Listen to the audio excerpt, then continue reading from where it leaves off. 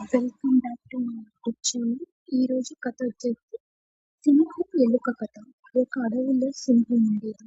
ఒక ఎలుక వచ్చి సింహం తల మీద ఆడుతూ ఉండేది. సింహానికి కోపం వచ్చి బెదిరించింది. అప్పుడు ఎలుక, నన్ను క్షమించు, ఇంకెప్పుడైనా నేను సహాయం చేస్తాను.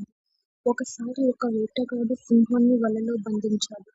అప్పుడు ఎలుక సింహం అరుపు విని వచ్చి వలను కొరికేసింది. అప్పుడు సింహం సంతోషపడింది. అప్పటి నుండి సింహం, ఎలుక స్నేహితులయ్యారు.